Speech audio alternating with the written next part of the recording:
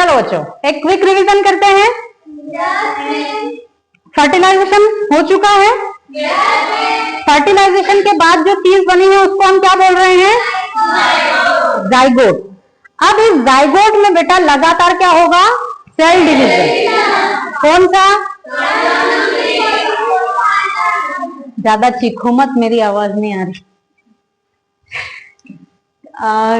समसूत्री कोशिकीय विभाजन, mitosis cell division. ठीक है, माइटोसिस के रिजल्ट में जाइगोट की एक सेल से 2 सेल्स बन जाएंगी। ठीक है, और लगातार इन सेल्स का नंबर क्या होगा? बढ़ता जाएगा। जाइगोट से एम्ब्रियो बनेगा और एम्ब्रियो की हर सेल को हम क्या बोलते हैं? ब्लास्टोमियर। ठीक है, 4th डे पर, फर्टिलाइजेशन के 4th डे, इस एम्ब्रियो में लगभग 8 से लेकर 16 सेल्स रहती हैं। और ये जो स्ट्रक्चर बनी है बेटा एम्ब्रियो की, ये वाली जो स्टेज है इसका नाम होता है मोरुला। क्या होता है? मोरुला। ठीक है, अब ये जो मोरुला है इसमें और सेल डिवीजन होंगे और सेल्स का जो नंबर है और बढ़ेगा। और अब लगभग 5th डे पर ये जो मोरुला है उसमें थोड़े से चेंजेस आएंगे। एक चेंज तो आया, सेल्स का नंबर बढ़ा, और दूसरा चेंज आएगा, ये जो सेल्स हैं ये बीच में से क्या होती है? फटने लग जाती हैं और बीच में एक कैविटी बना लेंगी। सेल्स क्या होंगी? मार्जिन पर सेट हो जाएंगी और बीच में एक कैविटी बना लेंगी। देखो ये मार्जिन पर सेट हो गई, बीच में बन गई एक कैविटी, और एक तरफ सेल का एक लंप इकट्ठा हो जाएगा, मास इकट्ठा हो जाएगा। ठीक है, ये जो मार्जिन में सेल्स की एक लेयर बनी है बेटा इसको हम बोलते हैं ट्रोफोब्लास्ट।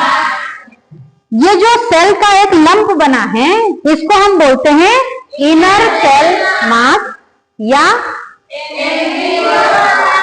एम्ब्रियोब्लास्ट, क्योंकि आगे चल के पूरा एम्ब्रियो इसी से बनेगा।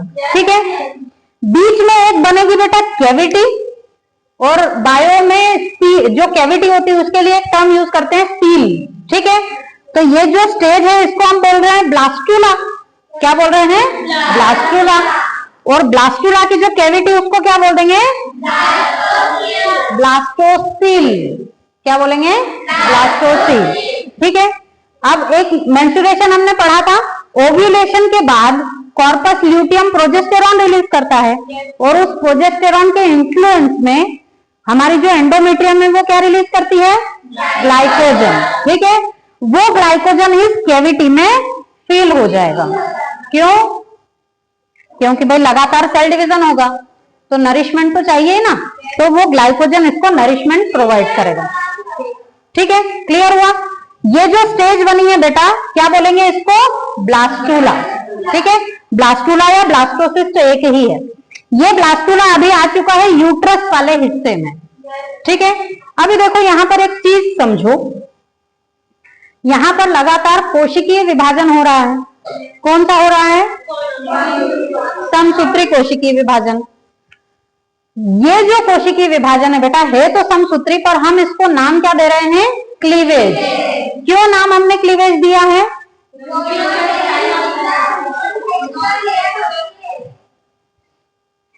क्योंकि ये जो जाइगोट है, अब जाइगोट से एम्ब्रियो बनेगा और कोशिकाओं का साइज लगातार क्या होते जा रहा है? छोटा होते जा रहा है ना। नॉर्मल जो समसूत्री विभाजन होता है उसमें कोशिका का साइज क्या होता है? बराबर होता है, जितनी बड़ी मदर सेल उतनी बड़ी डॉटर सेल। पर यहाँ पर डॉटर सेल लगातार क्या होती जा रही है? छोटी होती जा रही है। इसलिए इस कोशिका विभाजन को हमने नाम दिया है क्लीवेज। ठीक है, अब सेल्स छोटी क्यों होती जा रही है? क्योंकि हमारे जाइगोट के अराउंड अभी भी जोना पेल्लुसिडा प्रेजेंट है, तो इसका एम्ब्रियो का साइज बढ़ नहीं सकता, क्योंकि जोना पेल्लुसिडा एक नॉन सेल्यूलर लेयर है। ठीक है, इसलिए नई सेल्स का साइज क्या होता है? लगातार छोटा होते जाता है, क्योंकि स्पेस उतना ही है। ठीक है, क्लियर हुआ? तो इसका सीक्वेंस क्या हो जाएगा? फर्टिलाइजेशन, फिर क्लीवेज, उसके बाद मोरुला, मोरुला के बाद ब्लास्टुला, और ब्लास्टुला से ये जोना पेल्लुसिडा अब क्या हो जाएगी, हट जाएगी, और इसका हो जाएगा इम्प्लांटेशन। वो अभी आगे हम समझेंगे, ठीक है। ओके, बोलो। Okay, and come